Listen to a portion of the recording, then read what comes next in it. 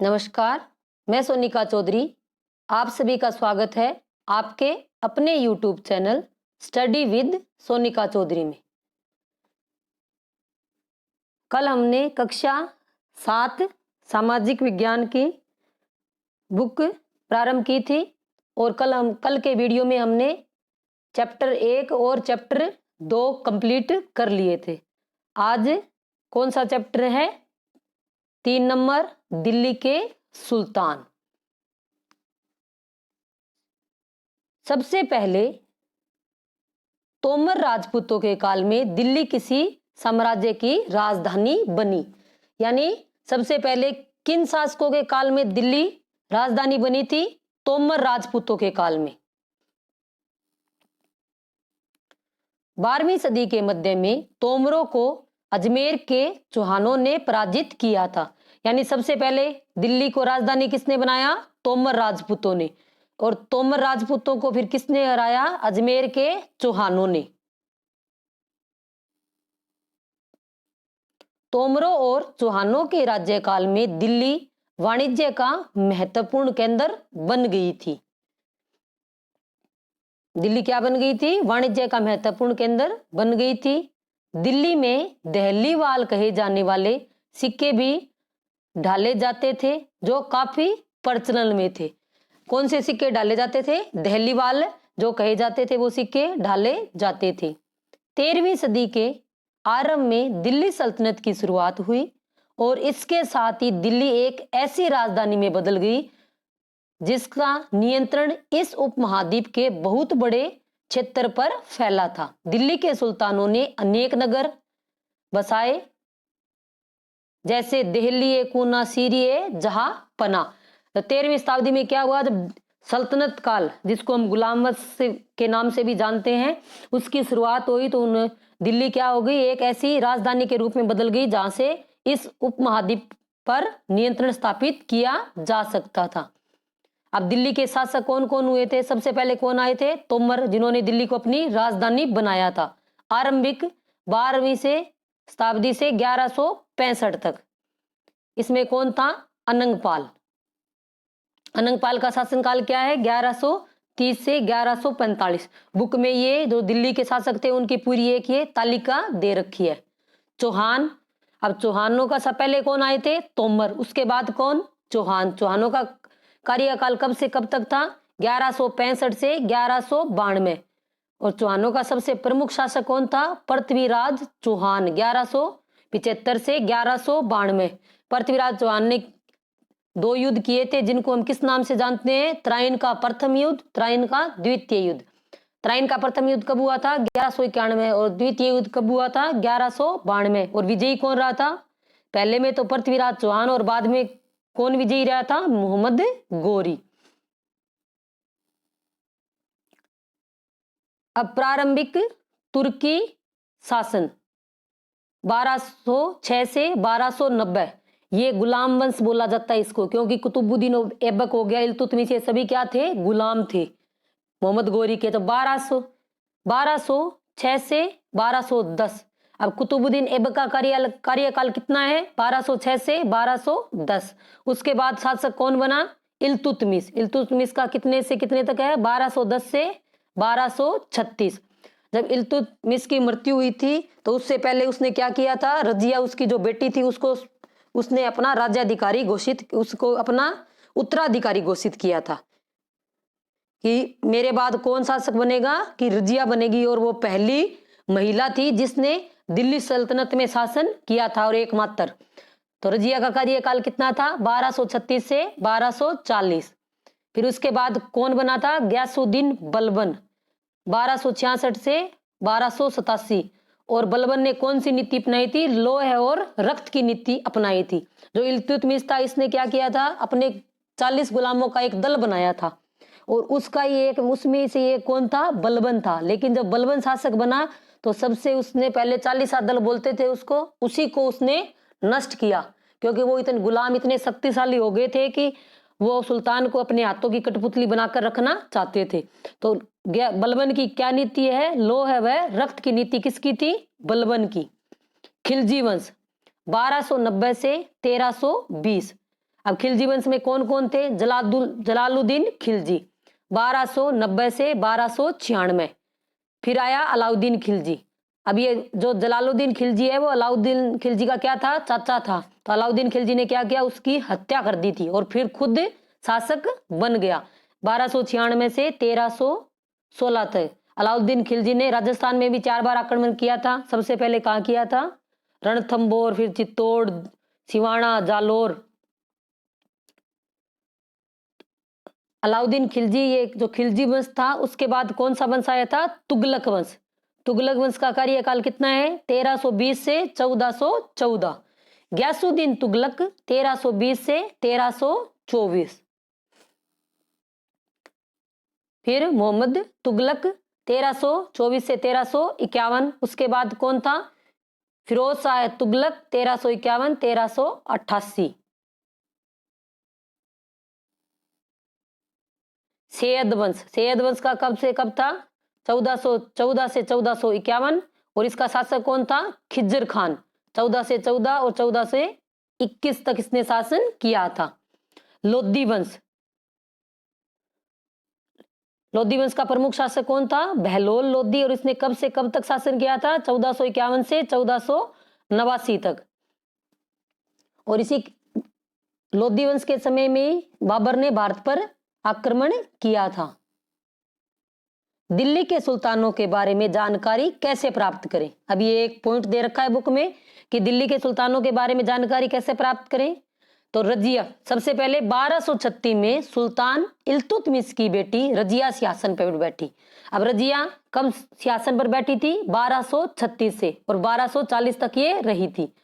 अब इसके समय में एक इतिहासकार है, इतिहासकार मिनहाज उस सिरहाज ने स्वीकार किया है कि वह अपने सभी भाइयों में अधिक योग्य थी। यानी रजिया क्या थी?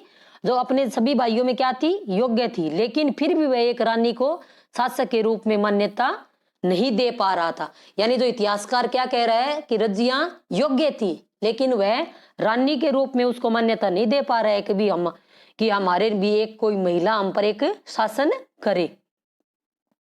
1240 में रजिया को शासन से हटा दिया गया। अलाउद्दीन खिलजी के शासन काल में दक्षिण भारत को लक्ष्य करके अनेक सैनिक अभियान शुरू किए। यह अभियान मोहम्मद तुगलक के समय तक चरम सीमा तक पहुंच गए थे। यानी खिलजी वंश ने क्या किए थे? दक्षिण भारत को लक्ष्य करके अनेक अभियान किए थे।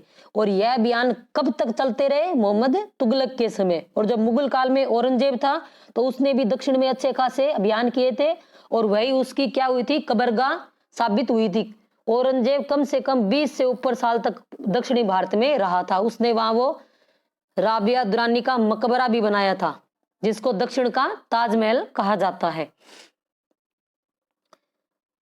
अलाउद्दीन खिलजी के अभियान 1299 में किसमें किया था? गुजरात पे। 1301 में रणथंभौर में, फिर चित्तौड़ में, फिर सिवाना, फिर जालोर। राजस्थान में भी इसने कितने अभियान किए थे? 4 अभियान किए थे। अब कुतुब मीनार कब बनानी स्टार्ट की थी? जब कुतुबुद्दीन ऐबक शासक बना था।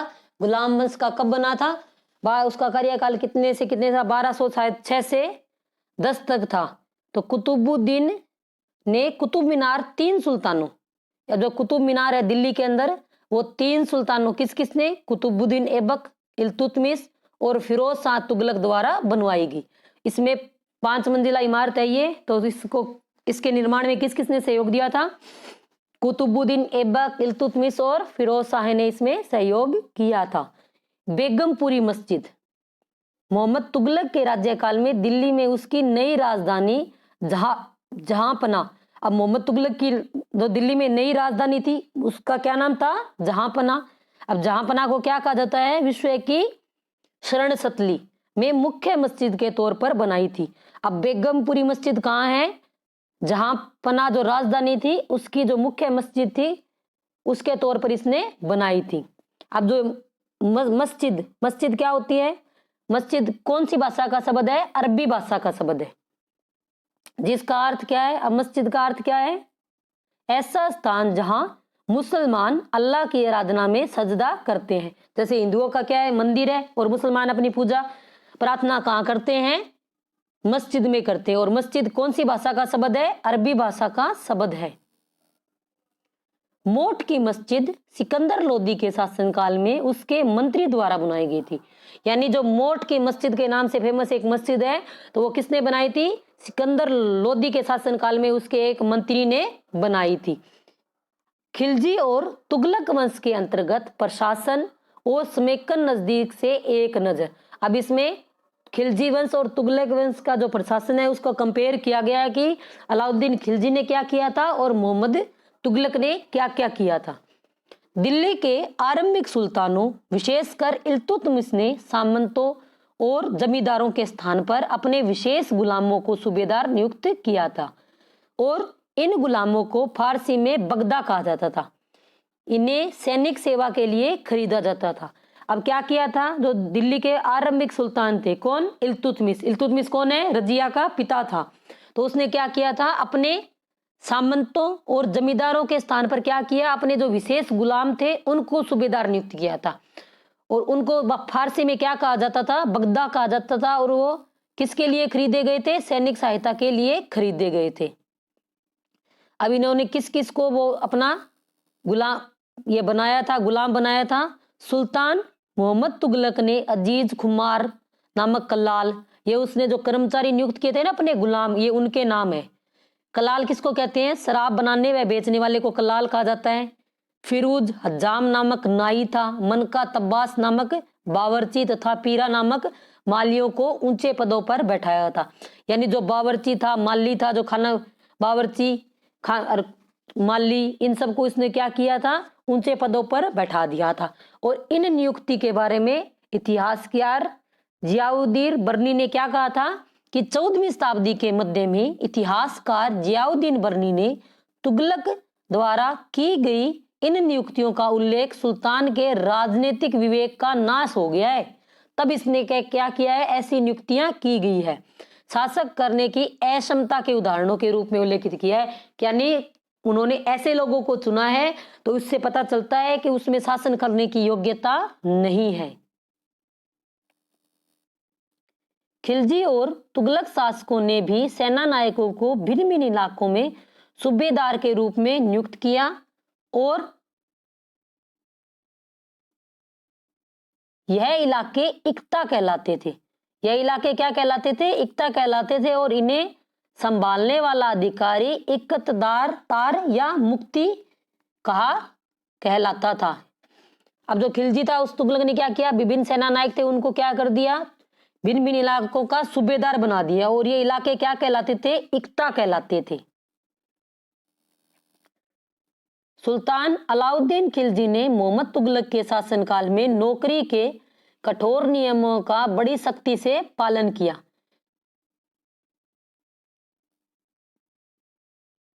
अब जो मुक्ति उसने वो जो इक्ता पे जो शासन कर वो जो संभालते थे, राजस्व इकट्ठा करते थे, मुक्ति लोगों द्वारा एकत्रित किए गए राजस्व की रकम का हिसाब लेने के लिए राज्य द्वारा लेखा अधिकारी नियुक्त किए गए थे।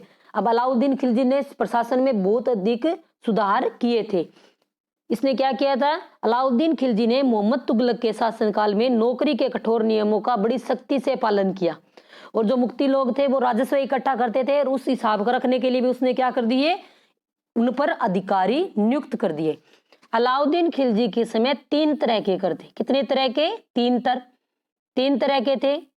भूमि कर, जिसे क्या कहा जाता था? खराज कहा जाता था, जो किसान की उपज का लगभग कितना था? 50% था। दूसरा कर किस पे लगाया जाता था? मवेशियों पर। तीसरा किस पे था? घरों पर। अब बुक में एक बॉक्स बना के उसमें कुछ लिखा हुआ है तो वो मैंने ऐसे जो जितने भी पॉइंट है सब नोट बना के लिखे हैं। नोट: अफ्रीका देश मोरक्को से 14वीं सदी में यात्री इब्न बतूता भारत आया था। यानी इब्न बतूता भारत कब आया था? 14वीं शताब्दी में आया था। और इब्न बतूता कौन से देश का था? मोरक्को देश का था और यह एक अफ्रीकी देश है। चंगेज खां के नेतृत्व में मंगोलों ने 1219 में उत्तर पूर्वी ईरान में ट्रांस अक्सासियाना आधुनिक उज्बेकिस्तान पर हमला किया और इसके शीघ्र बाद ही दिल्ली पर आक्रमण कर दिया। अलाउद्दीन खिलजी और मोहम्मद तुगलक के शासनकाल में मंगोलों के आक्रमण में वृद्धि हो गई थी। अब चंगेज खान था तो उसने क्या किया था, 1219 में ईरान पर आक्रमण किया, फिर इसने दिल्ली पर भी आक्रमण कर दिया था। और अलाउद्दीन खिलजी और मोहम्मद तुगलक के काल में क्या हुआ था कि मंगोलों के आक्रमण सब में वृद्धि हो गई थी। अब जो मंगोल आक्रमण करते थे तो उनके लिए मोहम्मद तुगलक और अलाउद्दीन खिलजी ने भी अलग अलग नीतियां बनाई थी। तो क्या नीति बनाई थी?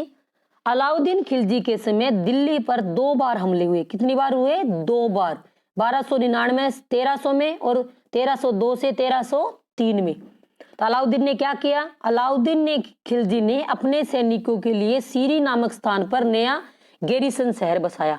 अब अलाउद्दीन खिलजी ने अपनी सेना को इतना शक्तिशाली और इतना बड़ा बना दिया था कि उसके लिए एक रहने के लिए जगह की आवश्यकता थी। तो उसने क्या किया, जो सीरी नामक स्थान है वहां एक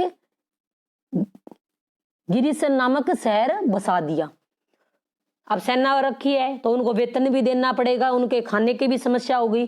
तो उसने क्या किया, सैनिकों के पेट भरने की समस्या को हल गंगा यमुना के बीच की भूमि से कर के रूप में खेती की पैदावार इकट्ठा करना और फसल की पैदावार का 50% हिस्सा कर के तौर पर लिया गया था।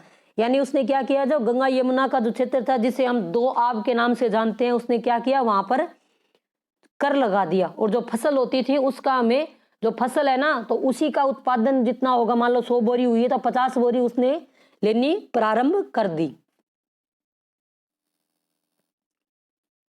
अलाउद्दीन खिलजी ने इक्ता के स्थान पर नगद वेतन तय किया। पहले क्या किया था, पहले के जो थे उन्होंने इक्ता प्रणाली अपनाई थी, तो उन्होंने क्या किया था, वहां अपने सूबेदार नियुक्त कर दिए थे। लेकिन अलाउद्दीन खिलजी ने क्या किया, इक्ता के स्थान पर क्या करना प्रारंभ किया था, उनको नगद वेतन देना तय कर दिया था। अलाउद्दीन खिलजी ने दिल्ली में चीजों की कीमतों पर नियंत्रण लागू किया। मोहम्मद तुगलक के, अब इसने क्या कर दिया था, तो दिल्ली उसके जो सैनिक थे तो उनके लिए उसको उन्होंने पहले उनको वो क्या किया, नगद वेतन देना प्रारंभ किया। और इसके बाद क्या किया कि जो दिल्ली में जो चीजें थी, यानी जो सामान मिलता था उनकी कीमतों पर नियंत्रण कर लिया। यानी जो व्यापारी वर्ग है वो अपने मनमाने भाव तय नहीं कर सकते थे। ये कौन तय करता था? अलाउद्दीन खिलजी तय करता था। इससे क्या हुआ, कीमतों पर नियंत्रण हो गया और उचित मूल्य पर सैनिकों को सामान मिलने लगा। ये तो थी अलाउद्दीन खिलजी की नीतियां। अब किसकी नीतियां हैं? मोहम्मद तुगलक की नीतियां। मोहम्मद तुगलक के शासन के प्रारंभिक वर्षों में सल्तनत पर मंगोलों के आक्रमण हुए जिसमें वे पराजित हुए। इसके भी शासनकाल में क्या हुए थे, मंगोलों के आक्रमण हुए थे।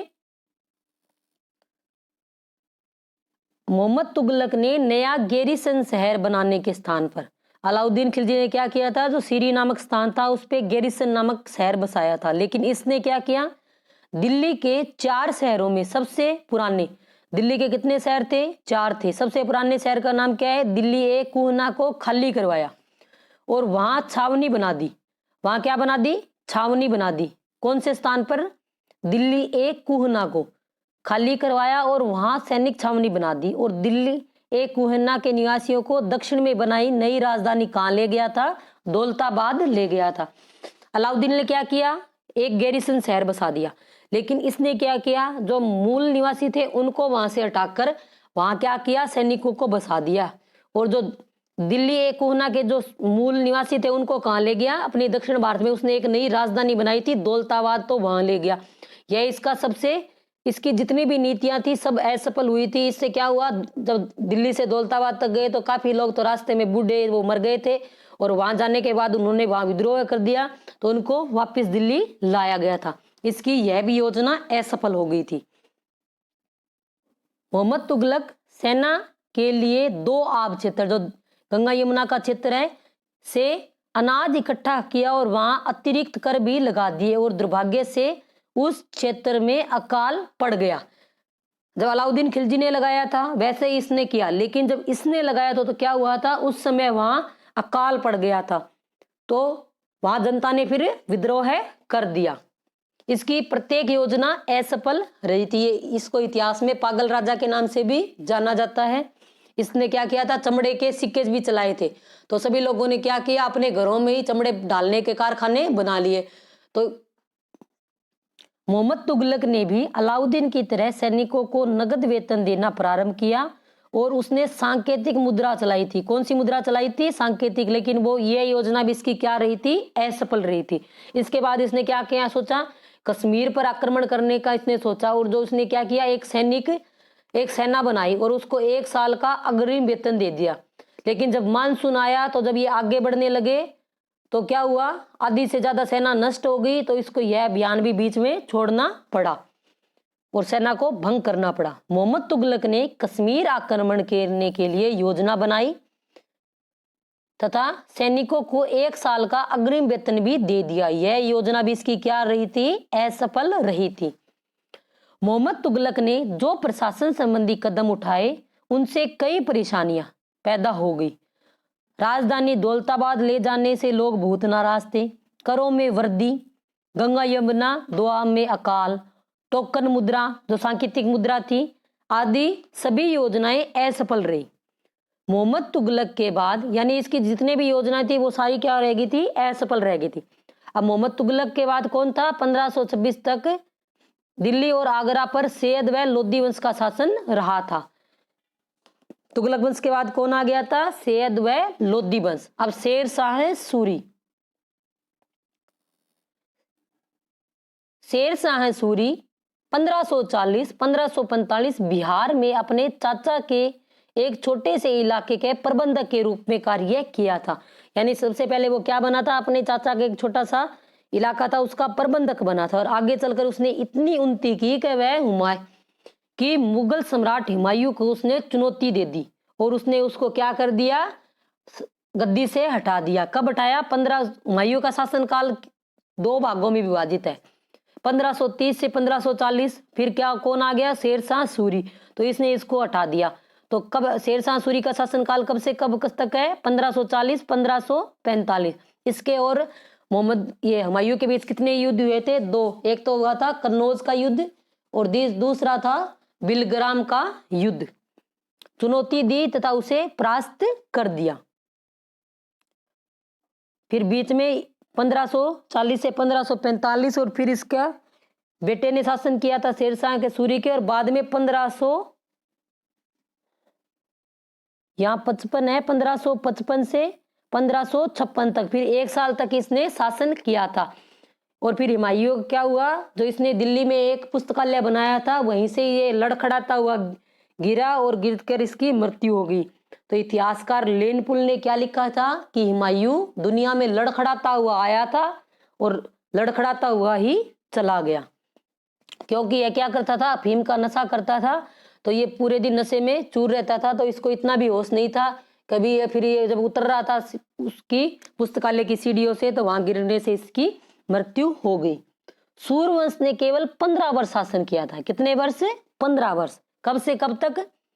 1540 से 1555 तक। उसके बाद वापिस कौन आ गया था? हुमायूं का शासन हो गया था। 1556 से 1605 ने मुगल साम्राज्य के प्रशासन में शेर शाह की प्रशासन की व्यवस्था को ही अपनाया था। यानी शेर शाह सूरी ने इतना सुधार कर दिया था कि एक इतिहासकार ने कहा था कि अगर बूढ़ी महिला एकदम जिसका शरीर एकदम जर्जर है, अगर वो भी सोने से गहनों से भरी हुई टोकरी रात को लेके जाती है तो कोई भी उससे वो टोकरी नहीं छीन सकता। उसने शासन व्यवस्था, कानून व्यवस्था इतनी सुदृढ़ कर दी थी। और मुगलों में जब अकबर शासक बना था तो उसने भी क्या किया था? शेर शाह के जो प्रशासन था उसी को उसने अपनाया था। अब प्रश्न उत्तर। अब आप सभी के लिए एक प्रश्न है कि अलाउद्दीन खिलजी ने रणथंबोर पर आक्रमण कब किया था? कमेंट बॉक्स में जरूर बताएं। वीडियो अच्छा लगा है तो लाइक करें, शेयर करें और चैनल को सब्सक्राइब भी करें, और पास में जो बेल आइकन दिख रही है उसको भी बजाय ऑल पे क्लिक करें ताकि जितने भी वीडियो डाले जाएं तो उनका नोटिफिकेशन आपको मिलता रहे। अब प्रश्न उत्तर। दिल्ली के